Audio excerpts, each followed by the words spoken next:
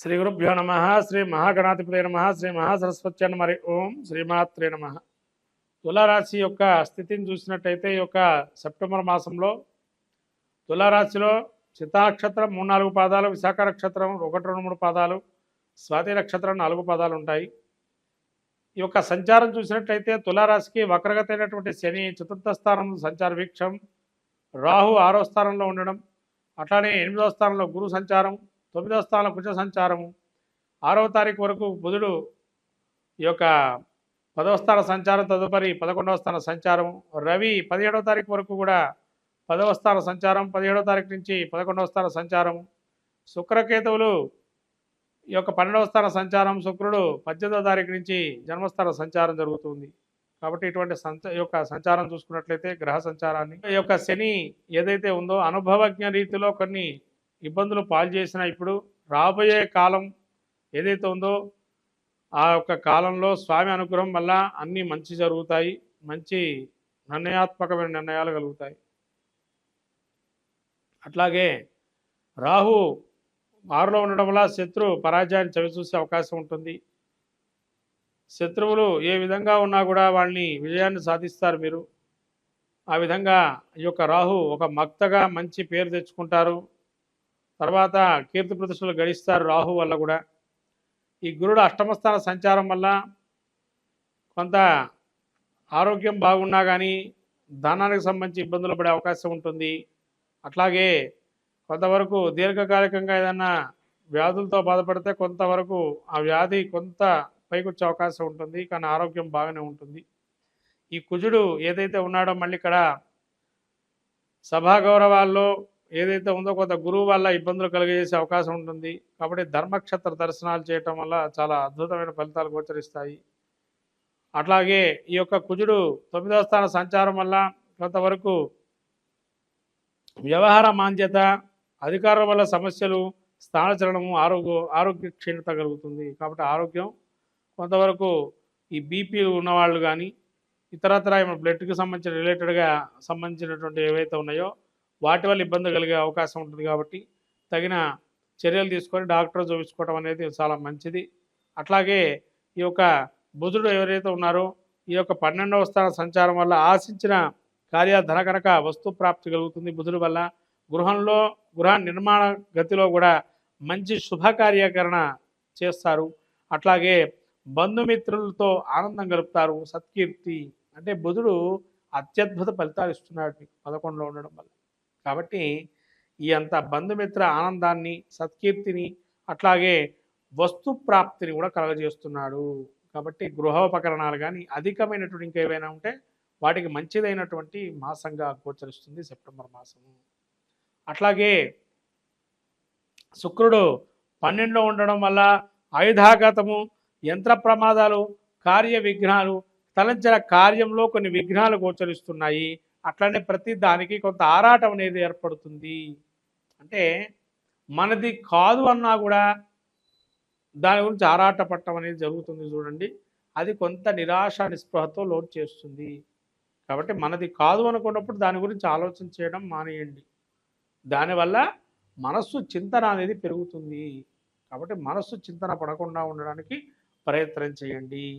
అట్లాగే చంద్రుడి యొక్క స్థితిగతి కూడా బాగానే ఉంది. కాబట్టి కొంత వినాయక చవితి నవరాత్రులలో చాలా అద్భుతంగా మీకు మంచి ఫలితాలు సాధిస్తారు.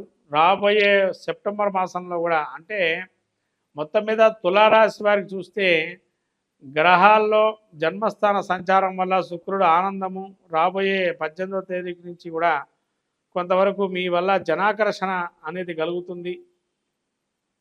కాబట్టి తులారాశి వారికి సెప్టెంబర్ మాసం అద్భుతంగా గోచరిస్తుంది.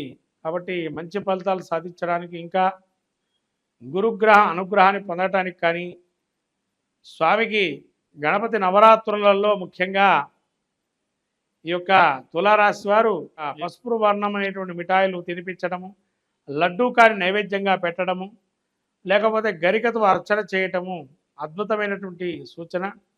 అట్లాగే వీరు గురుక్షేత్ర దర్శనం చేసుకోవటం, గురువు యొక్క అనుగ్రహాన్ని పొందడానికి అనేక దేవాలయాలకు వెళ్ళి పుణ్యక్షార్య క్షేత్రాల్లో వెళ్ళి స్నానాలు అందించడం కూడా మంచి ఫలితాలు సాధిస్తారు.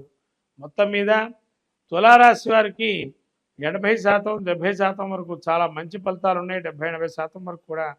కాబట్టి సెప్టెంబర్ మాసం యోగదాయకమైనటువంటి సమయంగా గోచరిస్తూ ఉంది. అందరికీ నమస్కారం. రాబోయే వినాయక చవితి, ఈ యొక్క వినాయక చవితుల్లో అందరికీ తెలిసినట్టు అంశం ఏంటంటే వినాయకుడు పృథ్వీతత్వము. అంటే సృష్టిలో మొదలుకొని పృథ్వీతత్వం అంటే మనకు భూమి నుంచి ఉద్భవించినటువంటిది. భూమి అంటే ఎటువంటిది కూడా ఆకారం లేకుండా అమ్మ సృష్టి వల్ల పుట్టినటువంటి వారు వినాయకుడు. కాబట్టి ఈ వినాయక నవరాత్రులలో ఎవరైనా కూడా వినాయకుడు అర్చన తర్పణ ప్రియ అన్నారు. అంటే ఒక్కరికి ఒక్కొక్కటి ఇష్టం ఉంటుందండి ప్రతి ఒక్కరికి కూడా. అట్లాగే ఈ భాద్రపద మాసంలో వచ్చేటువంటి వినాయక చవితిలో చాలా అద్భుతమైనటువంటి నవరాత్రులు. ఏది మొదలుపెట్టినా తలపెట్టిన కార్యం జయం సాగించేటువంటిది వినాయకుడు. కాబట్టి సర్వ విఘ్న హరం దేవం సర్వ విఘ్న వివర్జితం సర్వ సిద్ధి ప్రదాతారం వందేహం గణనాయకం అన్నారు. మనకు శ్లోకం చెబుతుంది. అట్లానే భవసంచిత పాపాగ్నం విధ్వంసర విచక్షణం విఘ్నాస్వర వారమంజే విఘ్నరాజమహం భజే అన్నారు. భవిష్యత్తు వర్తమానాన్ని అన్నీ తెలిపేది విఘ్ననాయకుడే. పురాణాలు ఇతిహాసాలు రాసింది మహాభారతాన్ని కూడా వినాయకుడి స్వరూపంలో వ్యాసుల వారు అక్కడ మానాలో మనకి ఆ గుహలో కూర్చోబెట్టి వినాయకుడితో అన్ని కూడా పురాణాలు మహాభారతాన్ని రాయించారు. అంతటి ఆ యొక్క గణపతి యొక్క నవరాత్రులలో అంతటి విధ్వాసార విచక్షణం ఎటువంటి విఘ్నాలైనా అన్నీ ధ్వంసించగల శక్తి సామర్థ్యం ఉన్నవాడు వినాయకుడు ఒక్కడే. భవసంచిత పాపాగ్నం అంటే భవిష్యత్తులో కానీ సంచితం వర్తమానంలో కానీ భూతం అంటే పోయినటువంటి కాలంలో ఉన్నటువంటి దోషాలు ఏవైతే మనం తెలుసో తెలియకో చేస్తున్నామో దాన్ని అంతటా పటాపంచలు చేసి మళ్ళీ మనకు మంచి అపూర్వమైనటువంటి ఫలితాన్ని ఇచ్చేది ఈ వినాయకుడి యొక్క అనుగ్రహమే. అందుకనే స్వామివారికి వరసిద్ధి వినాయకుడని సిద్ధి బుద్ధి సమేత వరసిద్ధి వినాయకుడని కూడా పేరుగాంచాడు ఇక్కడ. అంటే ఇక్కడ ఏమండి వారు మరి వివాహం జరిగిందా, మనకు వివాహం జరగలేదు కదా అని అనుకుంటాం. వినాయకుడికి వివాహం జరిగిందా లేదా అనేది పక్కన పెట్టండి, మనకు అనవసరమైన చర్చ కాదు. ఇక్కడ ఏంటి అవసరమైన చర్చ ఏంటంటే వినాయకుడు అనుగ్రహం కలిగితే మనకేం కలుగుతుంది అంటే సిద్ధి బుద్ధి. అమ్మవార్లు ఎవరంటే ఆయన ఒకరోజు వినాయకుడట పార్వతీ పరమేశ్వరుడు చెప్పాట, విఘ్నాధిపత్యం నాకు ఇచ్చారు కదండి నాన్న, నేను వెళ్ళి తపస్సు చేసుకుంటాను అన్నట పరమేశ్వరుడితో వినాయకుడు. సరే అని చెప్పి పంపించేశారు. వినాయకుడు తపస్సు చేసుకుంటూ వెళ్ళాడు. ఎప్పుడైతే వెళ్ళాడో వినాయకుడు ఫస్ట్ దేన్ని చేపట్టాడు అంటే బుద్ధి కుశలత ఎక్కడ చేపట్టాడంటే ఎక్కడైతే పార్వతీ పరమేశ్వరులకు ప్రదక్షిణం చేశాడో అక్కడ బుద్ధిని చేపట్టాడు. అంటే బుద్ధి ఉంటే ఏం కలుగుతుంది మనకి, మంచి ఆలోచన శక్తి వల్ల ఏదైనా సాధించగలుగుతాము అనేది ఫస్ట్ వినాయకుడు మనకు అక్కడ చూపించాడు. అదే బుద్ధిదేవి అని. బుద్ధి మళ్ళీ సిద్ధి. మనం ఆలోచన చేశాము, తగిన కార్యం నెరవేరింది, వెంటనే మనం కోరుకుంటాం కదా, ఏమండి ఫలానా కార్యం జరగాలని స్వామిని కోరుతున్నానని. సిద్ధి పొందటానికి ఏం చేయాలా, ఆయన్ని ప్రత్యక్షం చేసుకోవాలి.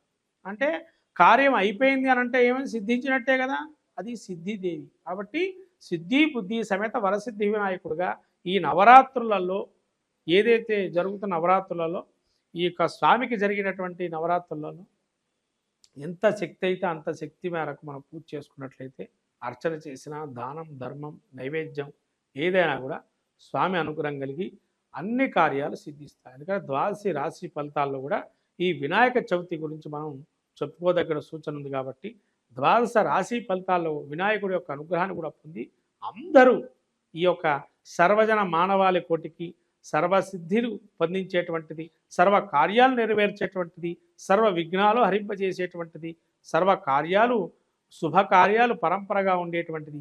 దాని ద్వారా మనకేమొస్తుంది అంటే వృద్ధి ఇంకా మనకు సిద్ధి.